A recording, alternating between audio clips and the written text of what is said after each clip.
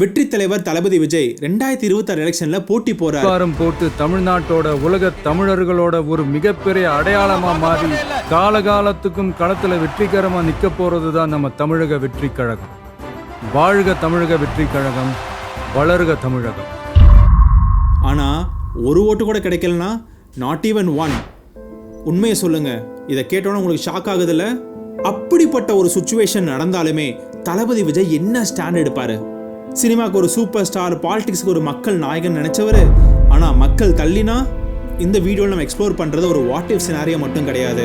இது ஒரு மிரர். விஜய் ரசிகர்கள், தொண்டர்கள் கேட்குற கேள்வி, ஹார்ட்லேருந்து கேட்குற கேள்வியோட video. Watch till the end, because உங்களுக்குமே இதில் ஆன்சர் கிடைக்கும். இந்த மாதிரி வீடியோக்கள் நிறையா நீங்கள் பார்க்க கேட்க மறக்காமல் வசந்த் வைப் சேனலை சப்ஸ்கிரைப் பண்ணுங்கள். இப்போ உள்ள போகலாம். சத்தமில்லாமல் சாதனைகள் செய்த ஒரு நாட்டில் ஒரு சின்ன பையன் சினிமாக்குள்ள வரான். அவனை அசிங்கப்படுத்துறாங்க, ட்ரோல் பண்ணாங்க, டவுட் பண்ணாங்க. The only one alternative. நாளைய தீர்ப்பு.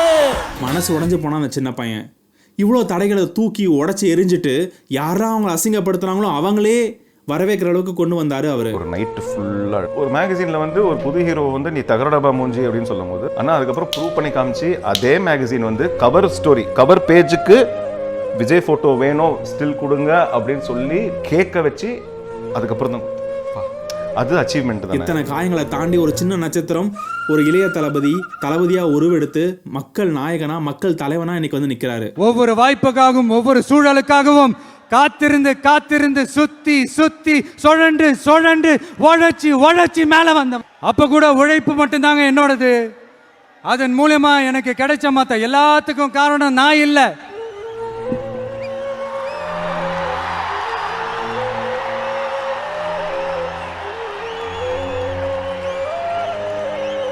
இந்த சின்ன இடத்துல இருந்து இவ்வளவு பெரிய இடத்துக்கு கொண்டு வந்தது யாரு?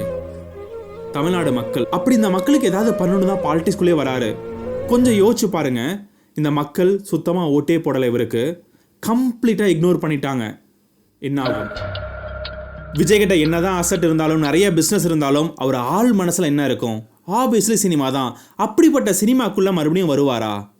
பழைய சிம்மாசனத்திலேருந்து இறங்கி புதிய சிம்மாசனத்துக்கு ஏற ஆசைப்பட்டார்.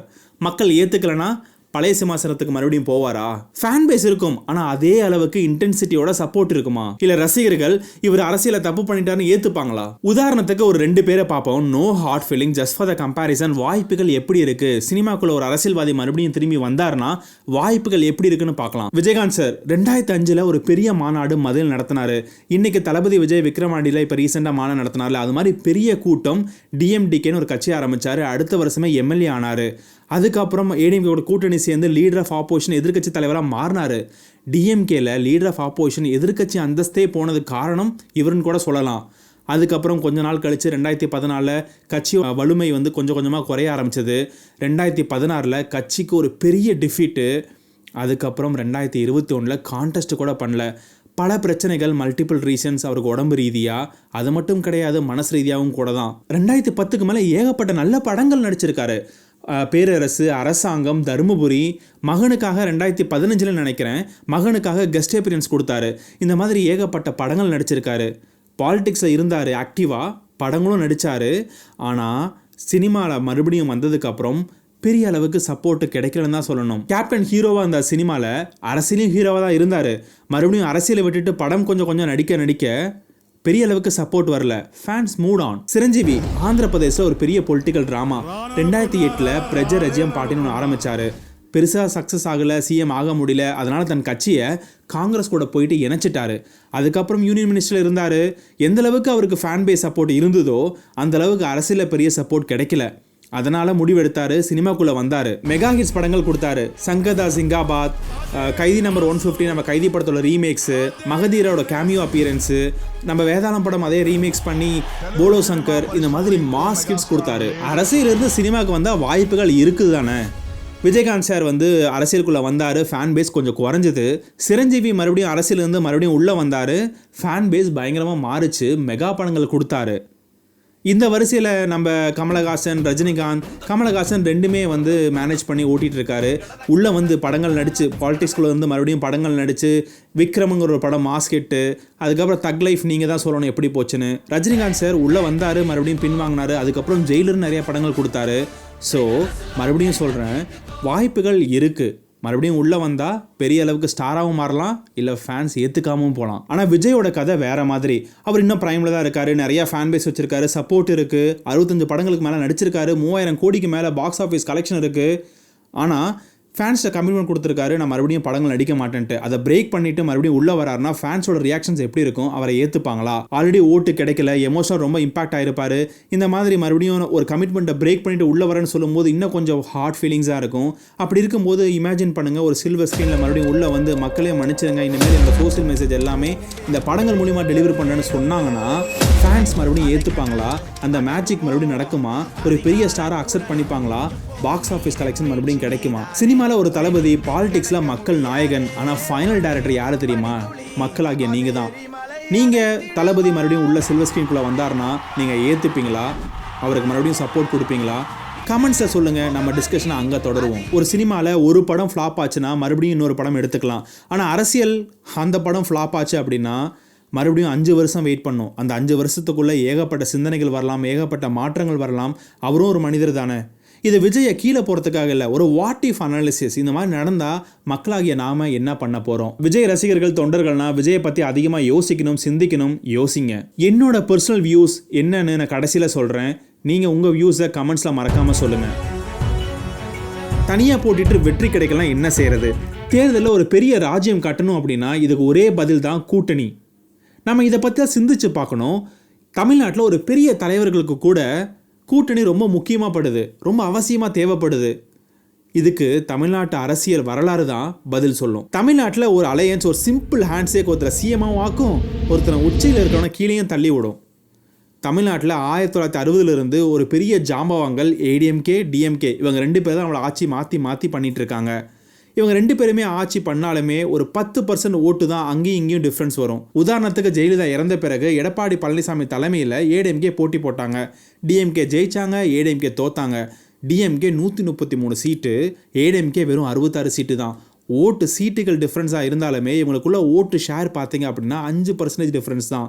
அன்றைக்கி டிஎம்கே மாதிரி ஏடிஎம்கேக்கோட கூட்டணி நல்லா பலமாக இருந்துச்சுன்னா ஆட்டமே வேறு மாதிரி இருந்திருக்கும்.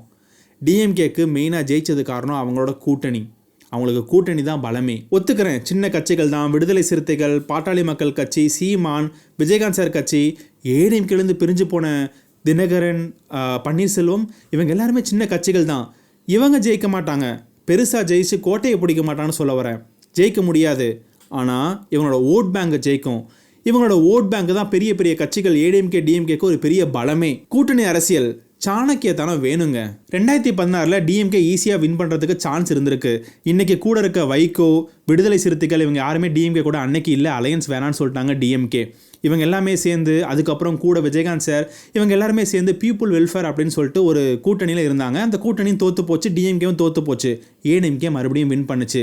ஏன் டிஎம்கே வேணான்னு சொன்னாங்க? அதுக்கு முன்னாடி 2011 எலெக்ஷனில் டிஎம்கே கூட இவங்க கூட்டணியில் தான் இருந்தாங்க, ஆனால் மகா தோல்வி. ஏன் அப்படி சொல்கிறேன்னா, ஒரு ஆப்போசிஷன் பார்ட்டி கூட அவங்க வரல, ஒரு அலையன்ஸை ஃபார்ம் பண்ணி ஒரு ஆப்போசிஷன் பார்ட்டி கூட வரலங்கிற ஒரு கோவத்தில் இந்த மாதிரி பிரச்சனைகள்லாம் உள்ளே வந்து இவங்கெல்லாம் பிரிஞ்சு நின்று அவங்க கூட்டணி கட்சியில் இல்லாதனால மறுபடியும் தோற்று போனாங்க. அலையன்ஸ் எந்த அளவுக்கு இம்பார்ட்டன்ட்னு பாருங்கள். ஒரு முக்கியமான விஷயம், நேஷனல் பார்ட்டி கூட மறுபடியும் விஜய் சேரான்னு வச்சுக்கோங்க, பிஜேபி இல்லை காங்கிரஸ். ஒரு சில பேர் என்ன நினைப்பாங்க, நேஷனல் பார்ட்டி ஃபண்டு நிறையா வரும், டெவலப்மெண்ட் நிறையா நடக்கும், இதெல்லாம் ஓகே. நெகட்டிவ் சைடு பார்த்தீங்கன்னா ஹிந்தி திணிப்பு, அதுக்கப்புறம் நம்ம தமிழ் ஐடென்டிட்டி லூஸ் ஆகிற மாதிரி எல்லாம் ஃபீல் பண்ணுவாங்க. இதனால ஏகப்பட்ட பிரச்சனைகள் வரலாம், நிறைய பேர் யோசிக்கலாம். இன்னொரு மேஜர் பிரச்சனை டிஸ்கஸ் பண்ண வரைக்கும் என்ன தெரியுது அப்படின்னா, என்னோட ஓட்டு போயிட்டு ஒரு சின்ன கட்சிக்கு போட்டேன், இல்லை இப்போ தான் வளர்ந்து வர கட்சிக்கு போட்டேன்னா என் ஓட்டு வீணாக போகுது. அதுக்கு பதிலாக ஏடிஎம்கே இல்லை டிஎம்கேக்கு போட்டேன்னா அட்லீஸ்ட் ஏதாவது ஒரு கட்சி ஜெயிக்கணும்ல, என் ஓட்டு வீணாக போகாதுன்னு சொல்லிட்டு நிறைய பேர் ஓட்டு போடுறாங்க. இந்த மாதிரி விஷயங்களும் நடக்கலாம். இதெல்லாம் யோசிச்சு பார்த்துட்டு விஜய் ஏதாவது கூட்டணி பண்ணணும் அப்படின்னு முடிவு எடுத்துட்டு ஏடிஎம்கே கூட போட வாய்ப்பு இருக்கா? ஏன்னா ஏடிஎம்கே ஆல்ரெடி எடப்பாடி பழனிசாமி விஜயை பற்றி எதுவும் சொல்லாதீங்கன்னு அவங்க பார்ட்டிக்கு ஆர்டர் போட்டிருக்காரு. அந்த மாதிரி சூழ்நிலையில் நம்மளை தான் எதிர்பார்க்குறாங்களே, நம்மளை தான் இப்படி பார்த்துக்கிறாங்களே அப்படின்னு சொல்லிட்டு ஏடிஎம்கே கூட போக சான்ஸ் இருக்கா? அப்படி ஒரு வேளை விஜய் இந்த மாதிரி செட் ஆகலை, ஒரு புதிய பார்ட்டி ரைஸ் ஆகி வர முடியல, நான் கூட்டணிக்கு போகிறேன் அப்படின்னு சொல்லிட்டு அடுத்த வருஷம் போனால், அடுத்த எலெக்ஷனில் நின்னா நீங்கள் ஆதரிப்பீங்களா? கமெண்ட்ஸில் மறக்காமல் சொல்லுங்கள். இல்லை விஜய் கட்சி தனித்து மறுபடியும் போட்டி போட்டால் ஜெயிக்கும்னு நீங்கள் நினைக்கிறீங்களா? அதையும் கமெண்ட்ஸில் சொல்லுங்கள். ஒரு எலெக்ஷன் ஒரு டிஃபீட். இந்த மாதிரி அரசியலுக்குள்ளே புதுசாக வரவங்க ஏதாவது ஒன்று சாதிக்கணும் அப்படின்னு உத்வேகமாக வருவாங்க. அந்த மாதிரி வந்து ஒரு பெரிய டிஃபீட் அடைஞ்சால் நிறைய பாசிபிள் வேஸ் இருக்குது. ஒன்று, கொஞ்சம் கொஞ்சமாக தன் ஆக்டிவிட்டீஸை கம்மி பண்ணிக்கலாம். ஒரு சில பேர் பவுன்ஸ் பேக் ஆகி ஒரு வெற்றி தலைவராக கூட மாறலாம். ஒரு சில பேர் காணாமல் கூட போவாங்க. ஒரு சில பேர் நான் முன்னாடி சொன்ன மாதிரி ஆக்டிவிட்டீஸை கம்மி பண்ணிகிட்டே வருவாங்க. கிரண் பேடி எடுத்துக்கோங்க. அயன் லேடி ஆஃப் போலீஸ் 2015 டெல்லியில் போட்டி போடுறாங்க சிஎம் போஸ்ட்டுக்கு. அப்படி இருக்கும்போது ஆம் ஆத்மி பார்ட்டி 70 சீட்டில் 67 சீட்டு வின் பண்ணிட்டு போயிட்டாங்க. படும் தோல்வி கிரண் பேடி. அதுக்கப்புறம் என்ன ஆனான்னு தெரியல, பொலிட்டிக்கல் ஆக்ஷன் கிடையாது, எங்கே போனாங்கன்னு தெரியல. கொஞ்ச நாள் கழித்து பாண்டிச்சேரியில் கவர்னராக வந்து நிற்கிறாங்க. உங்களுக்காக தான் வந்தேன், நீங்கள் ஓட்டே போடலை அப்படின்னு சொல்லிட்டு விஜய் மறுபடியும் பாலிடிக்ஸ் விட்டு எக்ஸிட் ஆவாரா? உதாரணத்துக்கு ரஜினிகாந்த் அவர்கள் அரசியலுக்குள்ளே வந்தார், ஃபேன்ஸ்லாம் பயங்கரமாக செலிப்ரேட் பண்ணாங்க. ஆனால் திடீர்னு எக்ஸிட் ஆகிட்டார். எல்லா ஃபேன்ஸும் சரி, தொண்டர்களும் சரி, ஏகப்பட்ட கட்சியிலேருந்து மறுபடியும் உள்ளே வந்திருப்பாங்க, ஏகப்பட்ட விஷயங்களை எக்ஸ்பெக்ட் பண்ணியிருப்பாங்க. ஆனால் ரஜினிகாந்த் அவர்கள் இந்த டெசிஷனை எடுத்தது பெரிய இம்பாக்ட் தான். அவர் டெசிஷன் நம்ம ரெஸ்பெக்ட் பண்ணணும். ஆனால் அந்த டெசிஷனை லேட்டாக எடுத்துட்டாரு. ஏகப்பட்ட இம்பாக்ட் கண்டிப்பாக கொடுத்துருக்கோம். இதே மாதிரி தளபதி விஜய் அவர்களுக்கும் ஒரு வேளை எலெக்ஷன் டிஃபீட் நடந்துச்சுன்னா இந்த மாதிரி சுச்சுவேஷன் அவர் எடுப்பாரா? இன்னொரு ஆங்கிளில் பார்த்தீங்கன்னா சரத்குமார் அவர்கள் முடிவு எடுத்து தன் கட்சியை கொண்டு போய் பிஜேபி கூட இணைச்சிட்டாரு. திடீர்னு கனவு வந்துச்சு, கொண்டு போய் இணைச்சிட்டாரு. ஆனால் இது தொண்டர்கள்ட்ட கேட்டாரா அப்படின்னு எனக்கு தெரியல. இதே மாதிரி இன்னொரு பக்கம் பார்த்தீங்கன்னா சிரஞ்சீவி, நம்ம முன்னாடி பேசணும்ல சிரஞ்சீவி, அவரும் தன் கட்சியை போய் காங்கிரஸில் இணைச்சார். இதே மாதிரி கமல்ஹாசன் தன் கட்சியை போய் இணைக்கல. ஆனால் அவரோட கட்சி பார்த்தீங்கன்னா ஃபஸ்ட் டைம் நின்னாங்க, தோல்வி அடைஞ்சாங்க. அவர் நின்ன தொகுதியிலேயே வந்து அவருக்கு ஓட்டு பெருசாக கிடைக்கல. அதனால் பார்ட்டியோட கொஞ்சம் ஸ்ட்ரென்த்லாம் வீக்கன் ஆகிட்டே இருந்துச்சு. அதனால் இப்போ என்ன முடிவெடுத்தார்? டிஎம்கேல போயிட்டு கூட்டணி சேர்ந்தார். இப்போ ராஜ்யசபாக்கு அவர் போய் நின்றுருக்காரு.